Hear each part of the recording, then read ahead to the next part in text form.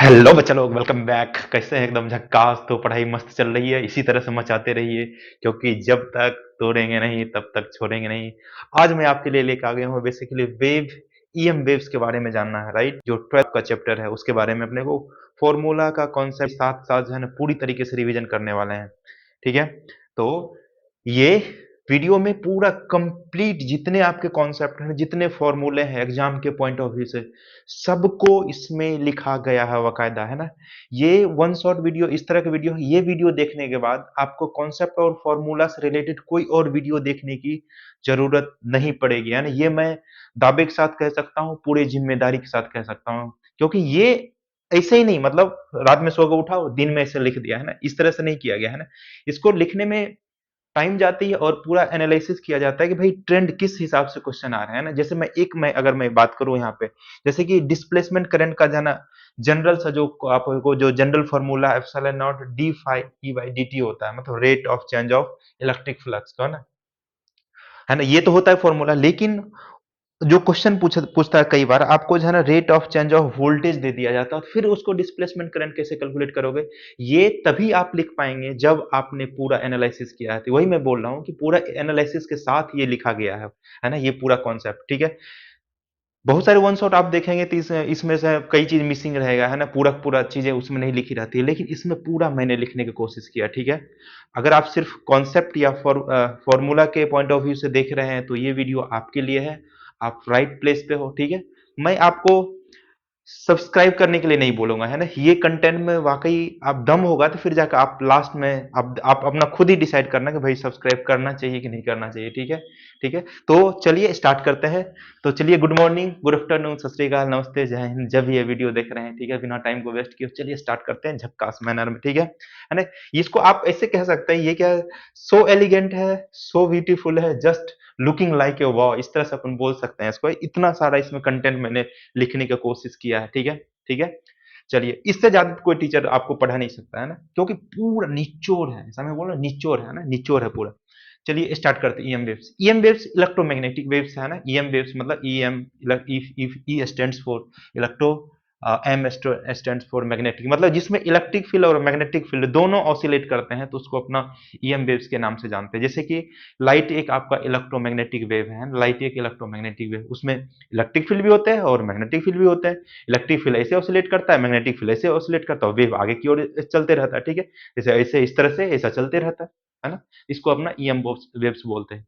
EM waves और भी देखें, गामा रे जो सब है ना, radio wave, microwaves, those all are electromagnetic waves only. ठीक है, अच्छा, कुल मिला के बात यह है कि उसमें इलेक्ट्रिक फील्ड भी होता है और मैग्नेटिक फील्ड होता है, दोनों ऑसिलेट करते हैं। और वेव जो प्रोपगेट होता है perpendicular to the electric field oscillation and magnetic field oscillations. ठीक है, अब इसमें एक इंपॉर्टेंट टर्म आता है डिस्प्लेसमेंट करंट वाला टर्म, है ना, डिस्प्लेसमेंट करंट। ठीक है, तो डिस्प्लेसमेंट करंट, मान चलिए ये आपके पास एक कैपेसिटर का दो प्लेट लिया है, पैरेलल प्लेट कैपेसिटर लिया, इसको किसी बैटरी वगैरह से आपने कनेक्ट करके रखा होगा, तो इसमें चार्ज डेवलप हो रहा है ना, चार्ज इसमें इंक्रीज हो रहा है। ठीक है, तो इसमें चार्ज इंक्रीज हुआ तो इसके वजह से इसमें इलेक्ट्रिक फील्ड की वैल्यू भी इंक्रीज हो रही होगी, है ना। इलेक्ट्रिक फील्ड की वैल्यू इंक्रीज हो जिससे इसमें फ्लक्स डेवलप हो रहा होगा, है ना। इसका मतलब फ्लक्स जैसे जैसे जो चार्ज की वैल्यू बढ़ते जाएगी, फ्लक्स का वैल्यू भी इसमें चेंज होते जाएगा, है ना।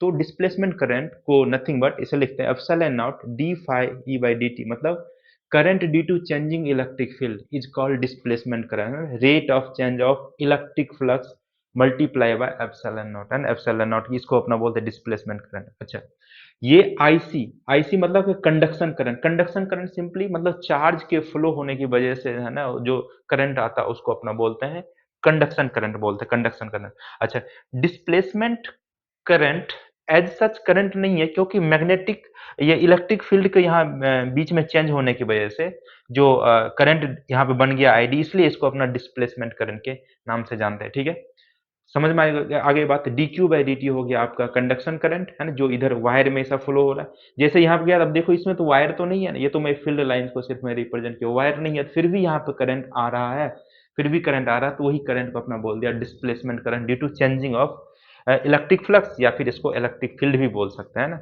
अच्छा, बोलता है कंडक्शन करंट और डिस्प्लेसमेंट करंट दोनों का मैग्नीट्यूड बराबर होते हैं, दोनों का मैग्नीट्यूड बराबर होता है। उसको प्रूव करने के लिए यहाँ पर ID equals to epsilon not D phi E by D T लिखा है ना। अच्छा, फाई मतलब क्या, इलेक्ट्रिक फ्लक्स। इलेक्ट्रिक फ्लक्स कैसे लिखते हैं, ई इंटू ए, ई इंटू ए, ठीक है। अच्छा, अपने को ई का वैल्यू अपने को पता है क्या होता है, Q divide by epsilon naught into A, parallel plate capacitor के लिए क्यू चार्ज पे डेवलप हो गया, तो इसमें फील्ड कितना बना हुआ है, electric field q divide by epsilon naught into A, epsilon naught into A. अब देखिए यहाँ फाई ई की जगह पे ई ए पुट कर दिया, ई ए पुट कर दिया। अच्छा, ए कांस्टेंट, ए बाहर आप निकाल लीजिए। अब यहाँ पे ई बचा हुआ है, तो यहाँ D E by D T हो गया, है ना।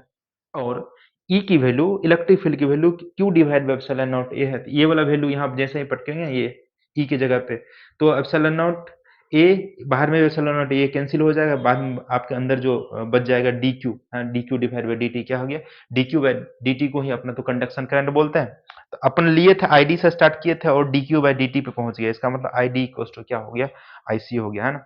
अच्छा, modified Ampere's law, modified Ampere's law, amperes का जो लॉ था, है ना, एम्पियर्स का जो लॉ था, उन्होंने मतलब ये कैपेसिटिंग कोई मतलब सर्किट में अगर कैपेसिटर लगा दिया, तो इसमें तो यहाँ कोई वायर तो है नहीं, फिर भी करंट यहाँ से फ्लो होता है सर्किट में, है ना, सर्किट में फ्लो होता है। तो उन्होंने ये वाला डिस्प्लेसमेंट करंट वाला टर्म को मिस कर दिया था, तो मॉडिफाई मॉडिफाई जो हुआ था, इसमें कंडक्शन करंट तो उन्होंने लिया ही था, फिर बाद में जो है ना जब मॉडिफाई हुआ तो conduction current plus displacement current दोनों को ऐड कर दिया, तो ये लॉ क्या हो गया, मॉडिफाइड, है ना। Line integral of B dot D L is equal to mu not times I C plus I D, और आई डी की वैल्यू आप यहाँ से पुट कर सकते हैं आराम से, है ना, आई डी की वैल्यू यहाँ से आप आराम से पुट कर सकते हैं, ठीक है। अच्छा, अब देखिए ये पैरेलल प्लेट कैपेसिटर के बीच में आईसी की वैल्यू जीरो हो जाएंगे, है ना, आईसी का वैल्यू जीरो हो जाएगा, लेकिन आईडी का वैल्यू यहाँ पे जीरो नहीं होगा, आईडी की वैल्यू यहाँ पे जीरो नहीं होगा, ठीक है। सिमिलरली आउटसाइड, ये साइड और ये साइड, प्लेट के आउटसाइड आउटसाइड वाले पोर्शन में आईसी का वैल्यू जीरो नहीं होगा, वहां पर आईडी का वैल्यू जीरो होगा, क्योंकि इलेक्ट्रिक फ्लक्स या फिर इलेक्ट्रिक फील्ड इसके प्लेट के अंदर ही चेंज हो रहा है ना, अंदर चेंज हो रहा है, तो अंदर में ही तो डिस्प्लेसमेंट करंट बनेंगे, है ना, बाहर में तो नहीं बनेंगे, इसलिए अंदर में डिस्प्लेसमेंट करंट की वैल्यू जीरो नहीं होगी, बाहर में डिस्प्लेसमेंट करंट की वैल्यू जीरो होगी, बाहर में कंडक्शन करंट जीरो नहीं होगी, लेकिन बाहर में डिस्प्लेसमेंट करंट की वैल्यू जीरो होगी, ठीक है। अच्छा, प्रॉपर्टी ऑफ डिस्प्लेसमेंट करंट कुछ प्रॉपर्टी है वो भी देख लेते हैं, क्या है।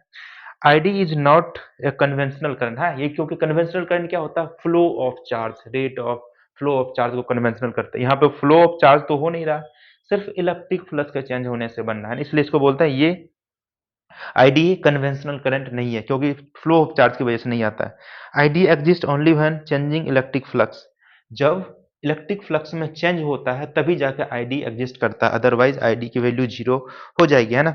ID does not exist in the steady state condition, है, जब वेरिएशंस नहीं होंगे इलेक्ट्रिक फील्ड में तब जाके इलेक्ट्रिक फ्लक्स नहीं होगा, इलेक्ट्रिक फ्लक्स नहीं होगा, डिस्प्लेसमेंट करंट की वैल्यू क्या हो जाएगी, जीरो हो जाएगी, ठीक है।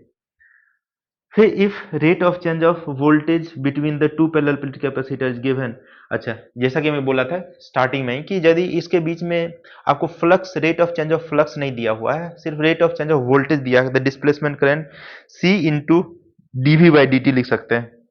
डीवी बाई डी टी क्या है, rate of change of voltage, ये है rate of change of voltage, और सी क्या है, कैपेसिटेंस, सी कैपेसिटेंस है, ठीक है। दो इंपॉर्टेंट नोट्स यहाँ पे आपको देखने को मिलेगा, ठीक है।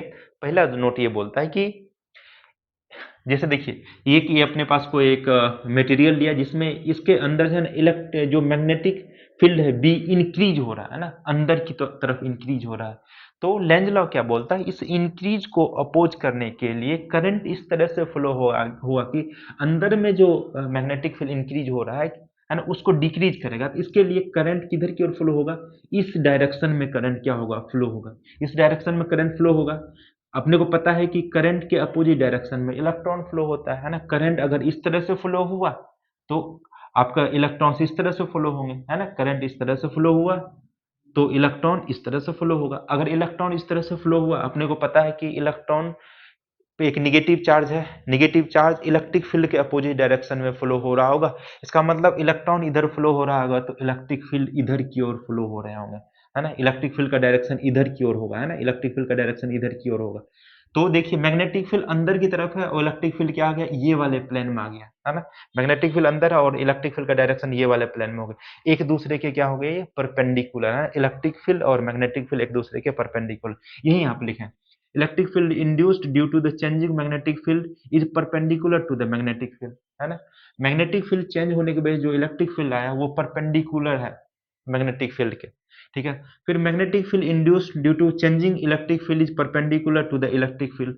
मैग्नेटिक फील्ड जो भी इंड्यूस हो रहा है इलेक्ट्रिक फील्ड के चेंज होने से वो परपेंडिकुलर टू होता है इलेक्ट्रिक फील्ड। जैसे देखिए यहाँ पे इलेक्ट्रिक फील्ड यहाँ पे यह बना हुआ है ना, ये पॉजिटिव चार्ज इस पे डेवलप हुए, नेगेटिव चार्ज इस पे डेवलप हुए, इलेक्ट्रिक फील्ड का डायरेक्शन इधर की ओर है, इलेक्ट्रिक फील्ड का डायरेक्शन इधर की ओर है, तो मैग्नेटिक फील्ड यहाँ पे ऐसा बन रहा है ना, ऐसा बन रहा है। इलेक्ट्रिक फील्ड ऐसे जा रहा है और मैग्नेटिक फील्ड ऐसे ऐसे है ना, ऐसे है।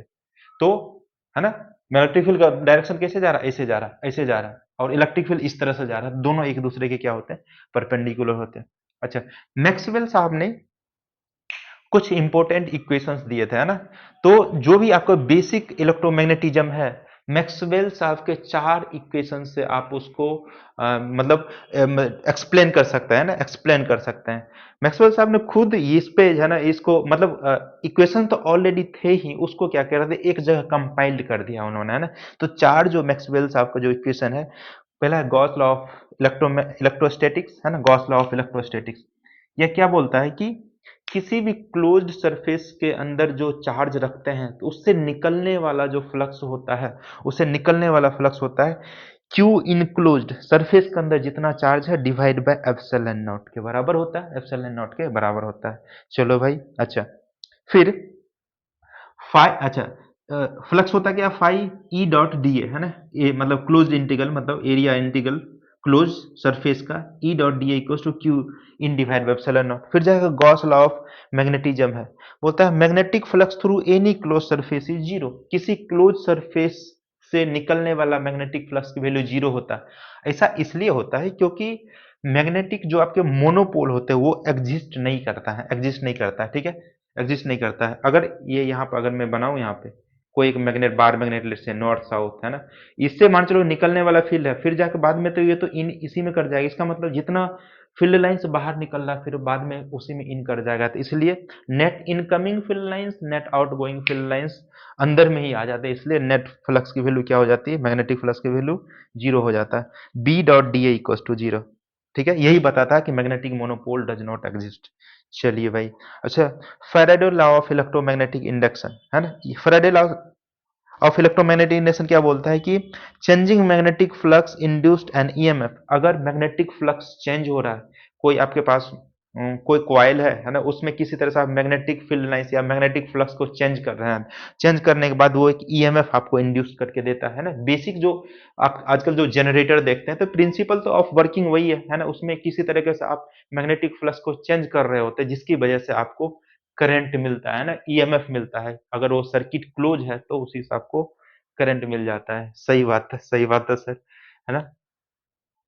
होप सो कि आपको आनंद आ रहा होगा, है ना। तो magnetic monopole do not exist, ठीक है।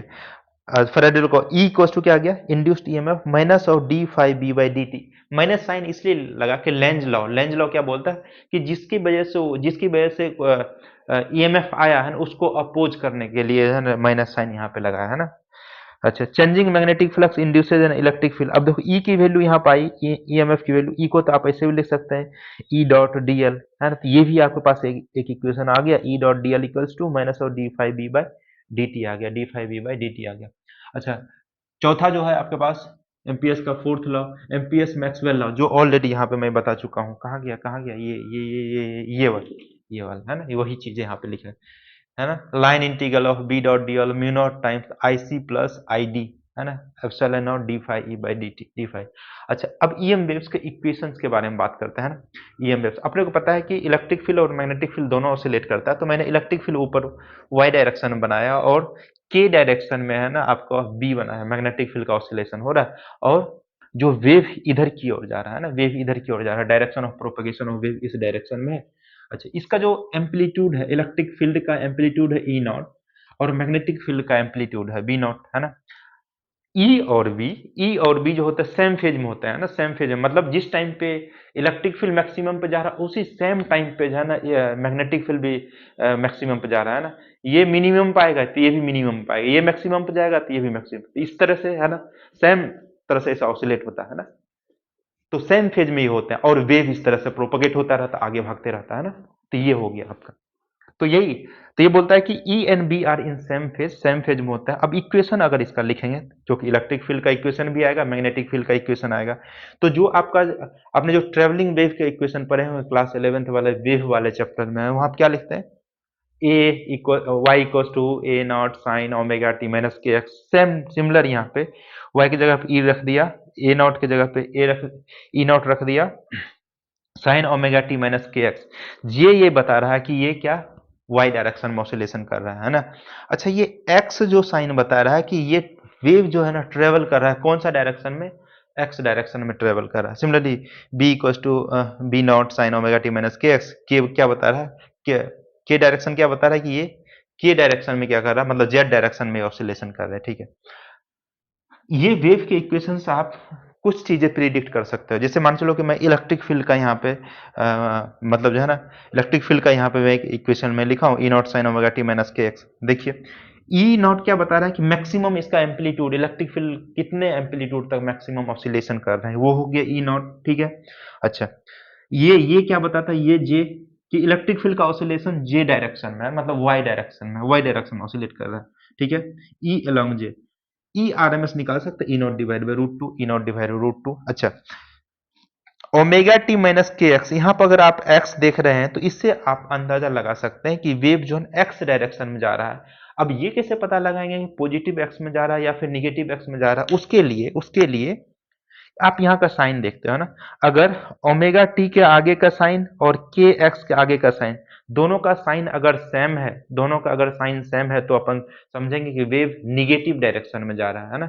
अगर दोनों का साइन अपोजिट है तो अपन समझेंगे कि वो पॉजिटिव डायरेक्शन में जा रहा है। जैसे कि ए प्लस बी है ना, या ए माइनस बी है, माइनस बी है, या फिर ऐसे भी बोल सकते हैं माइनस ए प्लस बी है, या फिर ए माइनस बी है, ए माइनस बी, माइनस ए माइनस बी लिख रहे थे।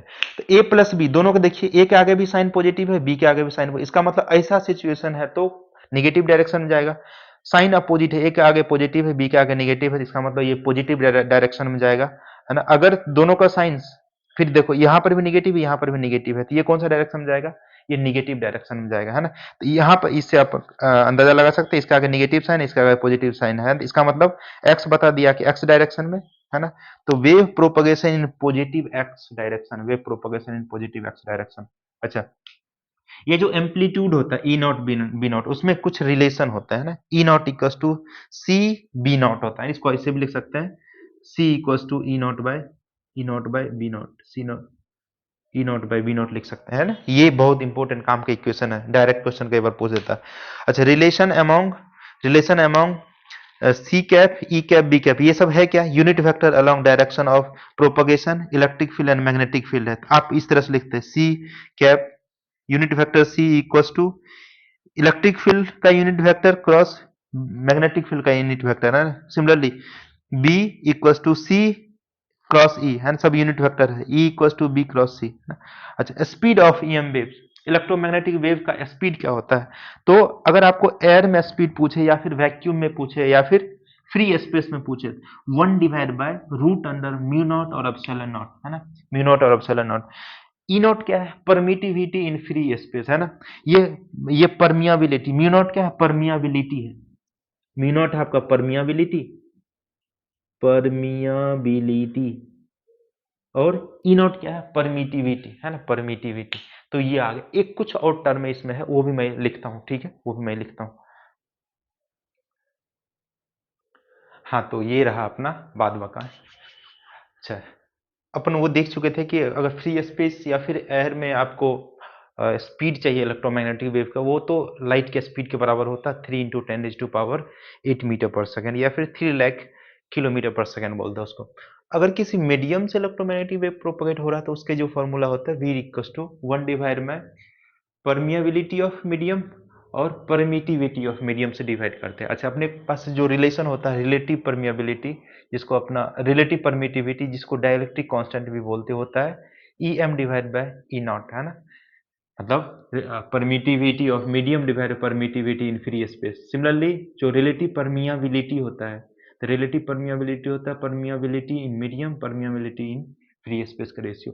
ये दोनों वैल्यू यहाँ से ई एम और म्यू एम यहाँ आप पुट करोगे तो ये कुछ फॉर्मूले के फॉर्मेट में बनते हैं, और यहाँ से हमने सेपरेट कर लिया म्यू आर, ई आर को एक जगह कर लिया, और 1 divide by mu not epsilon not. अपने को पता है 1 divide by mu naught divide by epsilon not की वैल्यू होती है सी के बराबर स्पीड ऑफ लाइट। यहाँ पुट कर दिया तो क्या आ गया अपने पास, speed of wave in medium C divide by root under mu not mu R into E R हो गया। समझ में आ गई बात। अच्छा अच्छा, ईएम वेव्स जब प्रोपगेट करता है तो अपने साथ वो एनर्जी को कैरी करता है, अपने साथ वो एनर्जी को कैरी करता है, तो वो energy in the form of electric field और मैग्नेटिक फील्ड के फॉर्म में एनर्जी को कैरी करके लेके जाता है ना। तो अच्छा, ये जितना इलेक्ट्रिक फील्ड के पास एनर्जी होती है उतना ही मैग्नेटिक फील्ड के पास एनर्जी होती है ना। Equal amount of energy is contributed by the electric field and magnetic field. अच्छा, उसकी जो एनर्जी होती है half epsilon not E not का स्क्वायर, ये एनर्जी पर यूनिट वॉल्यूम है, एनर्जी डेंसिटी है ये, है ना। सिमिलरली ये मैग्नेटिक एनर्जी डेंसिटी है B not square divide by 4 mu not. B not क्या है, बी नॉट क्या है, एम्पलीट्यूड ऑफ मैग्नेटिक फील्ड। ये ई नॉट क्या है, amplitude of electric field. E not क्या है, permittivity, permittivity in free space. और बी नॉट म्यू नॉट क्या है, परमियाबिलिटी इन फ्री स्पेस की वैल्यू। ठीक है। अच्छा, इसका वैल्यू तो अपने को पता होगा, है ना। हाँ, क्या मार्कर मार्कर ये रहा। जैसे ये ई नॉट की वैल्यू आपको पता है ना कितना होता है फ्री स्पेस में, 8.854 10⁻⁻12, है ना। Similarly mu naught divide by 4 पाई की वैल्यू कितनी होती है, 10⁻⁻7। इसको आप कैलकुलेट कर लेते हो, म्यू नॉट की वैल्यू आ जाएगी, इससे ई नॉट की वैल्यू आ ही गया, तो ये सब पुट कर देंगे तो आ जाएगा वैल्यू। ठीक है, फिर ई नॉट वगैरह की वैल्यू देनी दी हुई रहनी चाहिए। अच्छा, ये सब देखो टाइम के साथ चेंज होता है, इलेक्ट्रिक फील्ड ऐसे ऑसिलेट कर रहा था और टाइम के साथ ऑसिलेशन हो रहा है, इसलिए कोई भी चीज़ अगर टाइम के साथ वेरी करती है अपन एवरेज कैलकुलेट करते हैं, तो ये सब क्या एवरेज एनर्जी डेंसिटी है। तो mu average 1 divide by mu not epsilon not square, B not square divide by 2 mu not square. अच्छा, सिर्फ इलेक्ट्रिक फील्ड से कितना एसोसिएटेड है एनर्जी, या फिर मैग्नेटिक फील्ड से कितना एसोसिएटेड है, आप इसमें से ये टोटल एनर्जी होगी आपके पास, इसमें क्या कर दो आप, डिवाइड कर दो 2 से, तो आधा आधा दोनों को मिल जाएगा, है ना। तो इसमें डिवाइड कर देंगे तो इसलिए देखो 1/4 आ जा रहा है, इसमें भी डिवाइड करेंगे तो क्या जा रहा है, 1/4 आ जा रहा है ना। इंडिविजुअल एनर्जी अगर निकालना है तो B not square by 4 mu not. अगर आपको टोटल एनर्जी निकालना है तो इसमें आपको 2 से मल्टीप्लाई कर दो, क्योंकि ये equal amount of energy carry करता है, जितना इलेक्ट्रिक फील्ड के पास होता है उतना मैग्नेटिक फील्ड के पास होता है। अब इंटेंसिटी की बात कर लेते हैं। इंटेंसिटी मतलब energy per unit area per unit time को अपना बोलते हैं एनर्जी, सिंपल सी बात है ना। तो उसकी जो फॉर्मूला ये होता है 1 divide by 2 epsilon not E naught square into c के बराबर। सारे टर्म का मीनिंग के लिए अपने को ई नॉट क्या है, मैक्सिमम इलेक्ट्रिक फील्ड का एम्पलीट्यूड, सी है speed of light, speed of light, और आई तो इंटेंसिटी होगा, मी नॉट की ई नॉट की वैल्यू है ना, ये वाला अपन यहाँ से लिखे हैं। तो इंटेंसिटी को पावर डिवाइड बाय एरिया कर दिया, उसका जो फॉर्मूला ये बन गया ये, है ना।